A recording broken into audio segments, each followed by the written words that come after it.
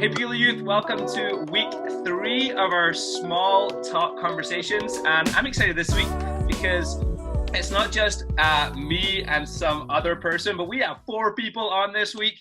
And I'm excited that we've got a couple of our youth pastors from church and also some youth as well. So I'm just going to get them to introduce themselves and tell you who they are. And we're going to get on with small talk today. Okay, so guys, my name is Jasmine. I'm the youth pastor at your Southwest campus. I'm Naomi. I'm in grade 9 and I'm a youth at Southwest campus.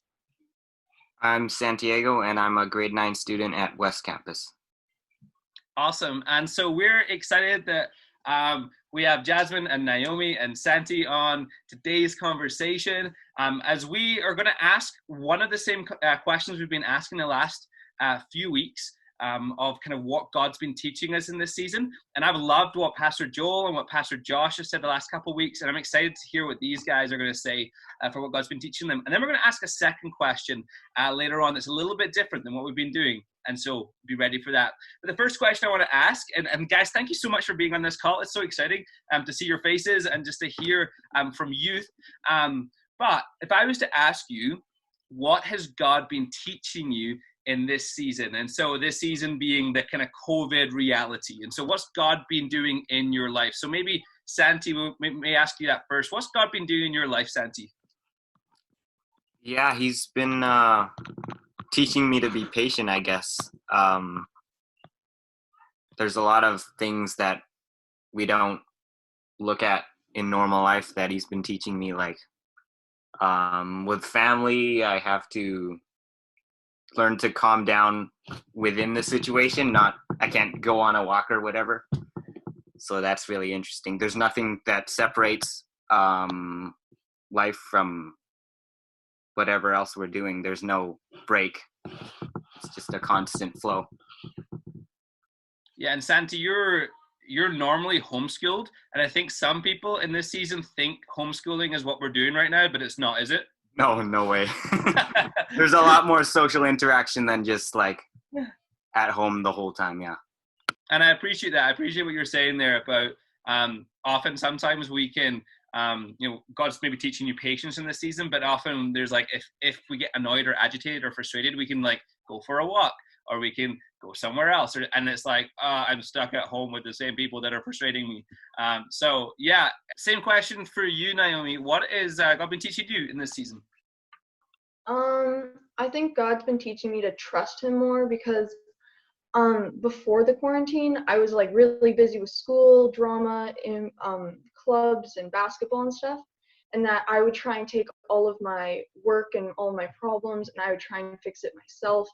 And now since everything's mellowed down, I've had a time to like just really think about my problems and think about what I have to do next. And I've really been going to God and just been like telling him what's up and just laying my problems and my worries on him and just trusting him because I know that he's not going to like leave me and just like be like, here, you're on your own now. And it's like the Proverbs like 3:5, trust the Lord with all your heart and lean not on your own understanding. It's like, he's going to be there and you can trust him, and he's just really showing me that this season. Wow, Naomi, I really like that. And thinking about that now, and with that in mind, do you think that's something that you're going to carry through into your school life when it does pick back up? How would you see that being done so in your life when we're past COVID? I really think I am, because like right now I feel way more at peace than I like have before the quarantine, and I don't want to lose that because it's just such a reassurance to know that there's someone that you can trust. So I really want to bring that past the quarantine season. Nice. I was talking with a friend this past week about how but patience, yes, because that's what Pastor Josh brought up last week, but also trust. And he was talking about how like often in our lives, we develop these characteristics during times of hardship. And so if you want to grow in your patience, like you got to learn how to be patient, right? You can't do it just like like I'll be patient today. That's not how it works. And trust, you gotta learn trust by actually like putting your trust into somebody, right? And I think I've like realized that this kind of time in our lives, I've not like maybe experienced anything quite like this, and so I actually have to like physically put trust and patience like right at the forefront. I have to like actually do it. And so if I would say like this seems like a little bit of a theme of trust and patience, and Jasmine asked you, Naomi, kind of like what that's going to look like. What do you think, Santi, going into, say we're today actually when we're recording this, it's stage 1 has been released, which means that like people are starting to do a couple more normal things. Like I'm going to go get my hair cut and like do a few other things because like, you know what I mean? Like we all need some help there. But how are you going to take patience and trust into like back into normal, back into reality? What do you think that will look like in your life, Santi? I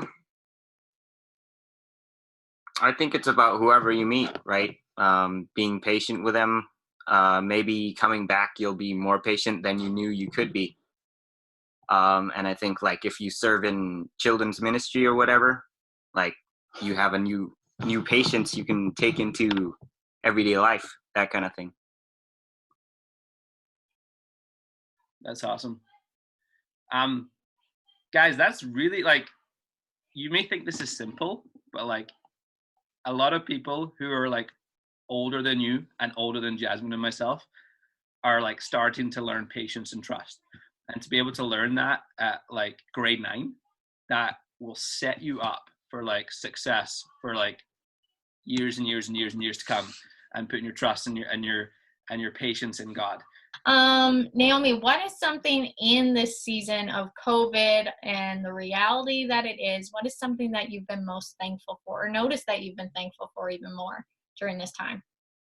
I'm really thankful that I'm able to connect with my friends like through texting and like other FaceTime things, because you know they're part of the few things that are like always there, because during quarantine and like COVID-19, like everything's changing always. There's new policies, there's new things that we can and can't do. But then like my friends and people and my relatives, they're always there, and they're always like we're always helping each other through things, whether it's school or just need somebody to talk to. And I'm really thankful that I have people that I can talk to. Yeah, that's good. I even think about our Southwest small group the first week when this happened. We had everybody sending their math notes through the small group to help everybody, because they were like, guys, I have to learn this at home and I have no clue what I'm doing. Is that like collaboration or is that cheating? I don't really know. No, right? It was like kind of like a bit of both. It was like helping, tutoring, I don't know. But it was so funny because everybody just gathered online, and we've, like you said, Naomi, you've seen so many of your friends still connected and being able to help each other and spend time together, supposing it's a game or just dropping something off to someone's house, or, you know, you can even be like a pen pal now, which is kind of weird, but like writing notes to people and sending that, or a little gift, like, so it's been pretty cool to see that and just be thankful for it. I think we tend to appreciate things more when it's happening in the midst of something that's kind of crazy, because you do your everyday life. It's very busy. And Naomi, I know for you have a busy lifestyle with drama and school and basketball and everything else. So it's like we get into this routine of busyness and then kind of forget to look at the things around us in that little bit of waiting, or the things God's already blessed us with, right? So yeah, I think that's pretty cool. Something great to be thankful for. I like it. How about you, Santi? Oh, I'm just thankful that we can see God working in new ways, like whether it's through other people, like I can connect with other people now, invite them to youth or alpha. Mm-hmm. Yeah, and it's just a good time to slow down and see who God wants you to work with. Oh, that's good. So Naomi, I'm going to take that and go with it. What have you seen God do that you've been thankful for in the midst of this?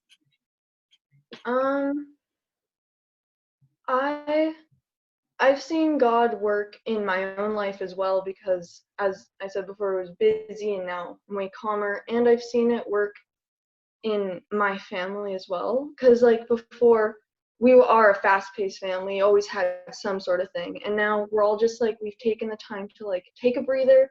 And I've built better relationships with my brothers, because we used to be a bit more distant, because Elijah was always like at school and he had a ton of homework, and Isaac was always with his friends. And now, since we're all stuck in the same house for a very long time, I feel like I've gotten closer with them, and it feels really good. And yeah. Yeah, that's cool. I bet, Santi, you probably feel the same way a little bit with Izzy too, hey, some days? Sure. Yeah, some days we can be annoyed with them. Like, I have siblings too, and it's like, you know, some days you're like all about hanging out with them, and other days you're like, okay, it's been a little too much time with you. But they are definitely something that we can be thankful for in the midst of this. So yeah, I think that's good. Anything else, Chris, you want to add? What's something you've been thankful for? Yeah, I think I've just been really thankful for the people who I think of you guys. I think Santi, I think Naomi, and I think of all the youth leaders or people that are in your life that have like stepped up during like COVID. So like, even though and some of them, they're all watching right now as we share small talk right now, is that like some of your youth leaders have lost jobs. They've schooling has stopped for them, and it's got a bit weird. Some of them have got sick, and some of them have got I've seen like anxiety and depression increase. But in the middle of all this, they've been like, I still want to be there for my youth. And for me, I've been like, whoa, I am so thankful for that. And I think only people can do that, like honestly, can do this by being empowered by God. And so just seeing some of our small group leaders just knock it out of the park. And for me, it's been amazing to watch. And honestly, like all of this stuff happening in youth, like would never happen if it wasn't for small group leaders and for people that are stepping up. So I've been so thankful for that. And I think like this theme of thankfulness is what we're going to take now into our small groups. And I think thankfulness is really helpful, because what it does is it reshapes our perspective. And so sometimes we can be so down, like we can be so down in the dumps, and we can be so sad, and we can be like, oh, this will never end. But when we be thankful for something like clicks and changes, and our perspective changes. And when we actually look to heaven, when we look to God, our perspective goes from like this, and it grows. And I think what you guys have shared with us of just here's some of the easy but obvious things I've been so thankful for in this season.